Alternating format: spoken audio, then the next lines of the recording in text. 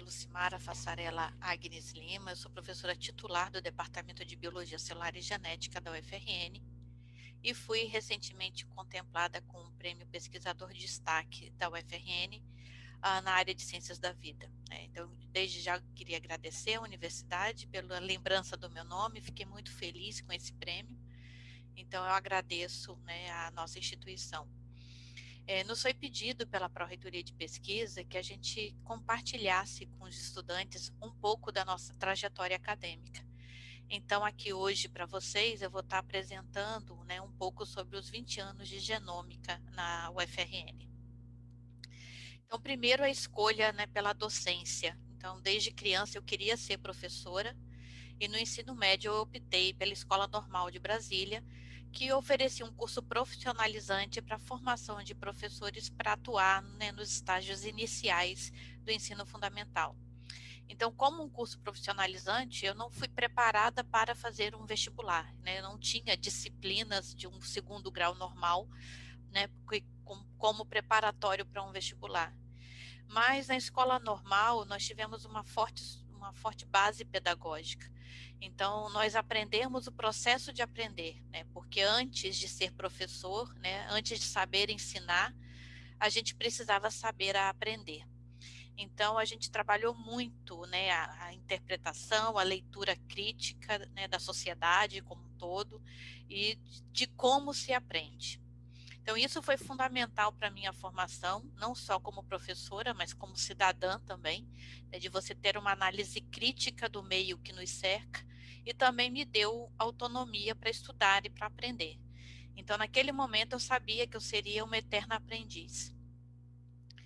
Foi também aqui no ensino médio que eu, na disciplina de Teorias e Práticas do Ensino das Ciências, a gente tem contato com o método científico. Então, ali eu aprendi o que era o método científico e vi que só ser professora era pouco, eu queria mais, eu queria ser cientista também. E aí optei por fazer o vestibular, já sabendo que faria a pós-graduação para me tornar também cientista. Então, escolhi a área de biologia, porque para mim nada pode ser mais bonito do que um curso que se propõe a estudar a vida. Então, escolhi biologia porque acho o curso lindo.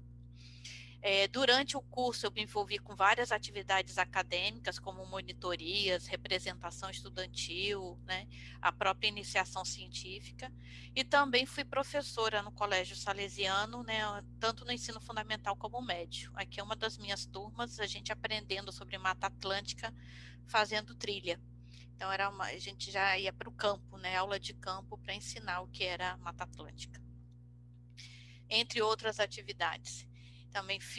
Eu também precisava trabalhar, porque eu precisava juntar dinheiro para sair do Espírito Santo, eu tinha que me bancar para fazer pós-graduação fora, então passei toda a graduação juntando dinheiro para poder sair para o mestrado e depois o doutorado.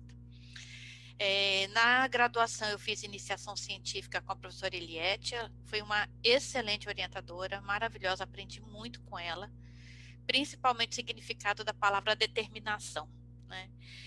Ela estava iniciando um laboratório, ela era recém-egressa do doutorado da USP, eu fui sua primeira aluna de iniciação científica e senti na pele todo o esforço para se construir, para se montar um laboratório.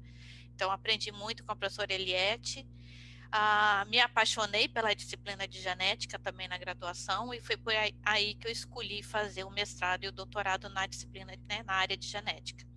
Tive a oportunidade de conhecer o professor Carlos Menck ainda na graduação, ele foi dar um curso a convite da professora Eliette, lá em Vitória, e aí naquele momento eu conheci e me candidatei ao mestrado na USP sob sua orientação. Então, também tive a felicidade de ter um orientador maravilhoso, o professor Menck não só é um pesquisador brilhante, mas é uma pessoa maravilhosa, então foi muito bom trabalhar todos os anos que eu passei no laboratório dele, foi muito rico em aprendizado, em convivência, foi muito, muito bom. Então, no mestrado e no doutorado, eu trabalhei com mecanismos de reparo de DNA. Então, por que eu escolhi a genética e por que eu escolhi essa área de reparo? O DNA é a molécula da vida, aqui ele funciona como um manual de instruções para as células, e aqui está codificado toda a informação genética que uma célula precisa para executar suas funções, para ter sua morfologia, enfim. Esse manual, ele é escrito, né, numa linguagem química, que é o ácido nucleico. No caso do DNA, é o ácido desoxirribonucleico, que é formado por unidades que se repetem, que são os nucleotídeos. Esses nucleotídeos se ligam, né, estão ligados entre si, através dessa ligação açúcar-fosfato, e existem 4 tipos de nucleotídeos diferentes que são determinados pela base nitrogenada. Essa base nitrogenada pode ser adenina, timina, citosina e guanina, e que formam pares. Então, a molécula de DNA é uma molécula dupla fita. Então, através desse emparelhamento de bases, é possível a síntese de novas moléculas de DNA usando uma das fitas como molde. Então, esses pares se separam durante a replicação, uma nova fita de DNA é sintetizada seguindo o molde, né, via emparelhamento dos nucleotídeos. Assim, quando uma célula se divide, né, ela multiplica primeiro a sua informação genética e depois distribui essa informação genética para as células filhas. Então, aqui é uma ilustração de um cromossoma duplicado, né, que é o produto dessa replicação, e cada célula descendente vai receber uma molécula de DNA, né? Então, aqui a gente tem 2 moléculas, cada célula vai receber uma. Então, o genoma, né, vai ser formado pelo conjunto dessas moléculas de DNA que existem numa célula e no organismo. Então, na espécie humana, por exemplo, né, na união dos gametas, o espermatozoide e o óvulo, a gente recebe um conjunto genômico do pai e um conjunto genômico da mãe. Então, esse conjunto genômico é formado por 23 cromossomas. Então, no zigoto formado, a gente carrega 46 cromossomas, ou seja, a gente tem 2 genomas, né? A gente recebe 2 cópias, né, do genoma humano. Cada, né, genoma tem cerca de 30 mil genes que estão distribuídos ao longo dessas moléculas de DNA. Então, cada molécula de DNA contém dezenas, milhares de genes. Então, ao longo do tempo, essa sequência de nucleotídeos, ela pode mudar pelos processos de mutagênese que a gente estuda. Essas variações se acumulam no genoma e a gente precisa entender as consequências dessas variações ao longo do tempo e até na origem de determinadas doenças. Então, o DNA, como qualquer outra molécula, está sujeita a reagir com outras moléculas ou mesmo estarem suscetíveis a agentes físicos, por exemplo, como radiação ultravioleta.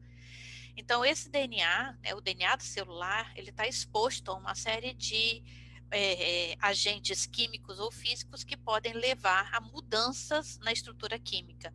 No nosso caso, a gente trabalha com estresse oxidativo, ou seja, agentes oxidantes podem oxidar a molécula de DNA, gerando lesões, e essas lesões podem atrapalhar o processo de replicação, levando a erros na replicação. Esses erros podem dar origem, então, à mutação, ou seja, a mudança na sequência de nucleotídeos. Então, na minha dissertação de mestrado e doutorado, a gente estudou esses mecanismos que reparam essa lesão, ou seja, corrigem o dano químico para evitar a ocorrência das mutações. E os mecanismos associados, então, à ocorrência de mutações nas células. Então, em 77 foi publicada a primeira metodologia de sequenciamento nucleotídico, e por essa metodologia a gente conseguia avaliar a ocorrência de mutações. Então, esse aqui é um exemplo, né, de um gel de sequenciamento. Hoje é tudo automatizado, é tudo informatizado, mas na época era bem manual. Então, não vou explicar a metodologia, mas cada pontinho preto aqui, cada banda, seria a posição de um nucleotídeo. Então, analisando nesse experimento, eu conseguia determinar a ocorrência de mutações num determinado gene-alvo em diferentes contextos de deficiência de reparo, e assim estudar mecanismos associados a esse processo. Literalmente, eu morava na universidade, né? Como eu falei, a bolsa não dava para manter um apartamento em São Paulo. Então, eu morei toda o mestrado e doutorado no CRUSP, que é a residência universitária, e foi lá onde conheci meu marido, né, e aqui a gente começou a nossa família. Então, meu marido é professor também da geologia, o Francisco Pinheiro. Na época, nós éramos estudantes aqui de pós-graduação e morávamos no CRUSP, né? Então, a vantagem de morar dentro da universidade é que a gente economizava tempo e dinheiro, porque, né, não precisava pegar transporte. E São Paulo tudo é longe, então era uma coisa boa de morar dentro da universidade.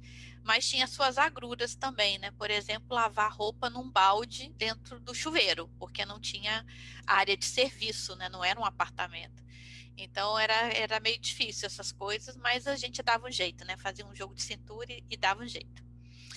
No final do meu doutorado, né, eu tive meu primeiro filho, então aqui é Vitor.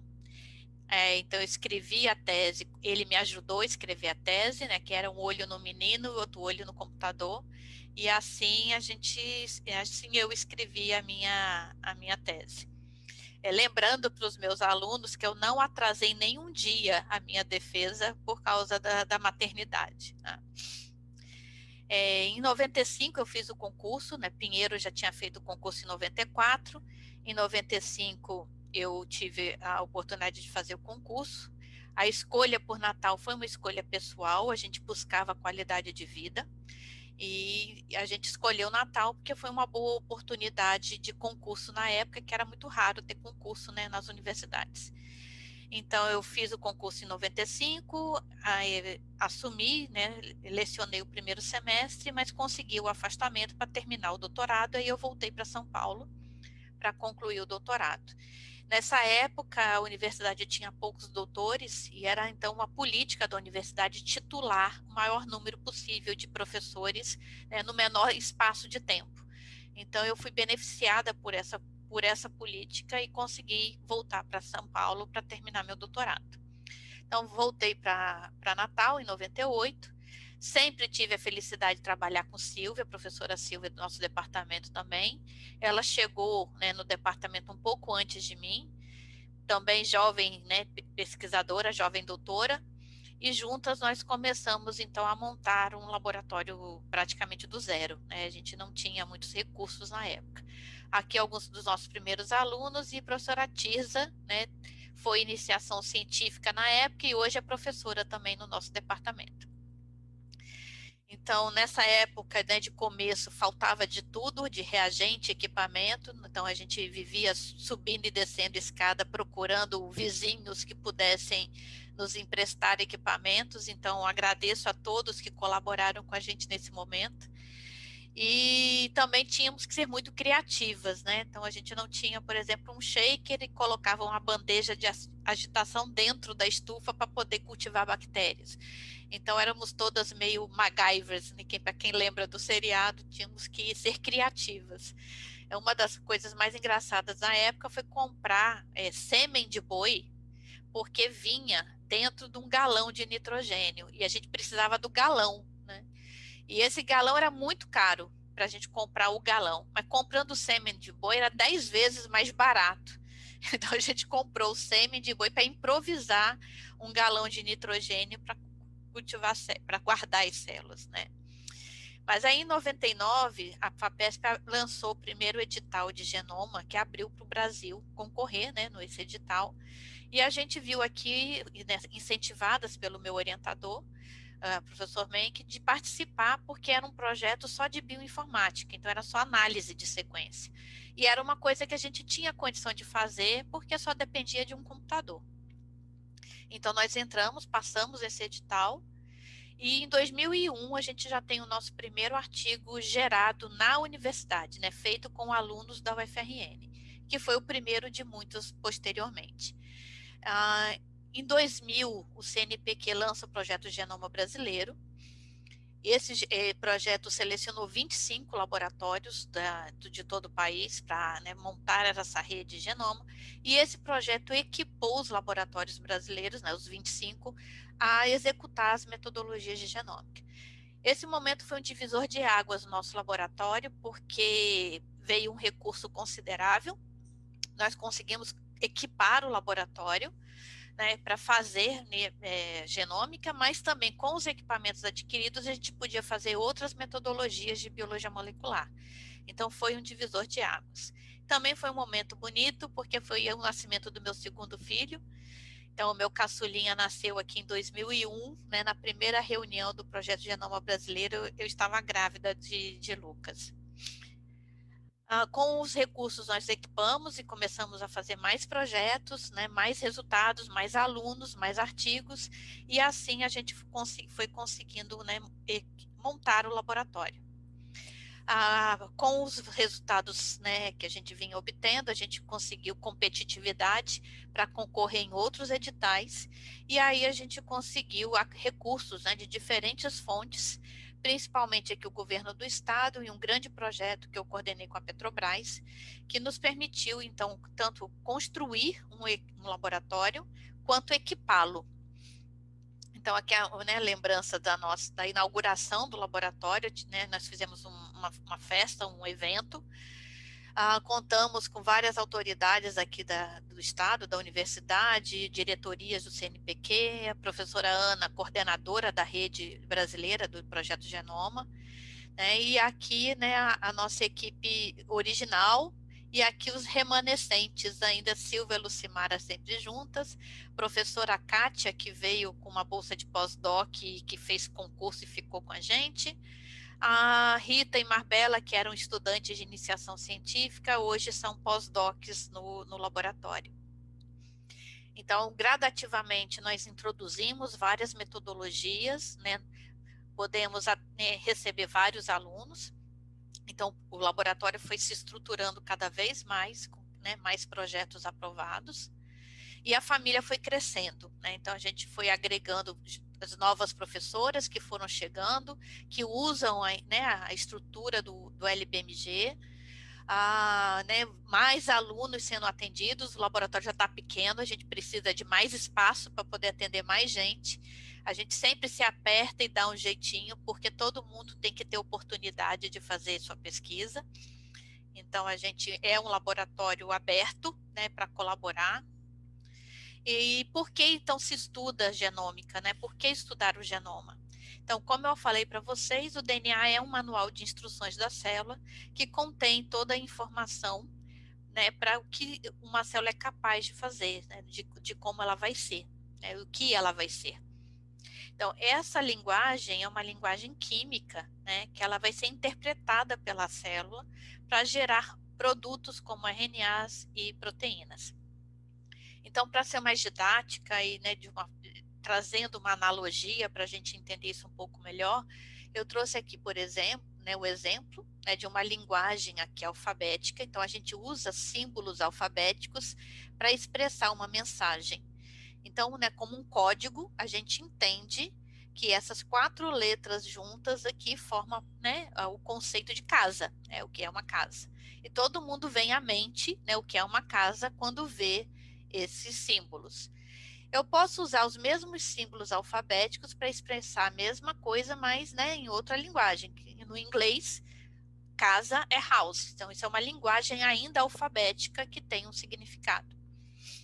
Mas eu poderia escrever também essa mensagem usando um desenho. Seria uma linguagem gráfica, um outro tipo de linguagem, mas que ao ver o desenho, né, eu também entendo essa mensagem, né, que é uma casa.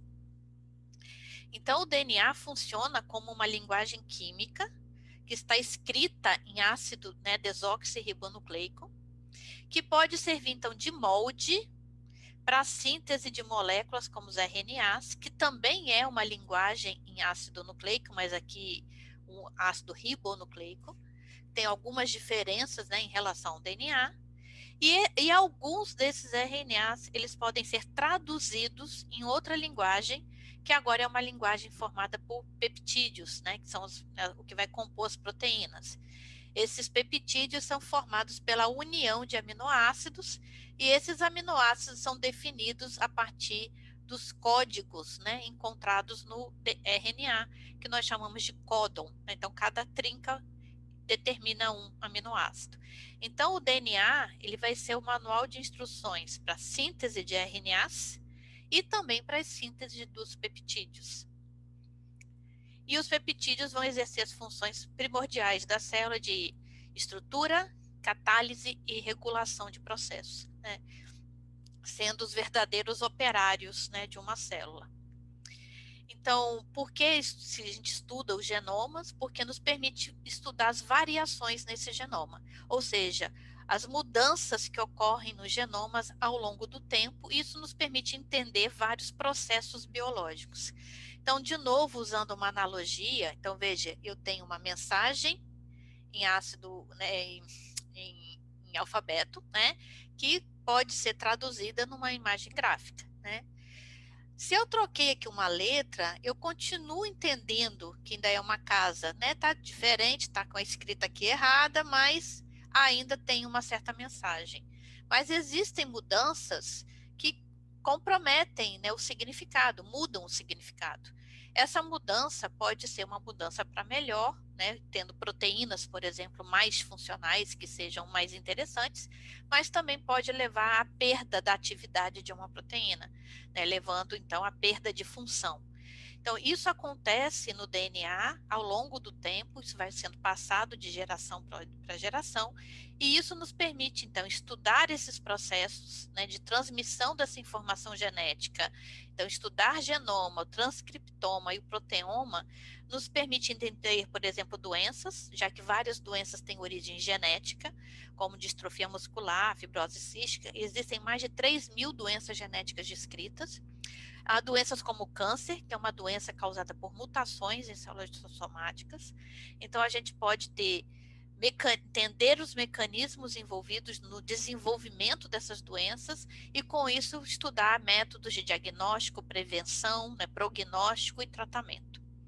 Além disso, as variações no genoma nos permitem, né, estabelecer relações filogenéticas entre as espécies e também entender como os genomas evoluem e como espécies novas surgem, né, ao longo do tempo evolutivo. Então, nessa linha de trabalho, a gente já tem vários artigos publicados, várias dissertações feitas, teses, né? A outra linha de pesquisa que atualmente eu coordeno está associada à metagenômica aplicada à microbiologia de petróleo. Aqui a gente estuda, né, comunidades microbianas através da extração de DNA de ambientes. Então, a gente extrai o DNA de solo, de água, sequencia o DNA e vê todos os genomas representados, né, daqueles micro-organismos que habitam esses ambientes.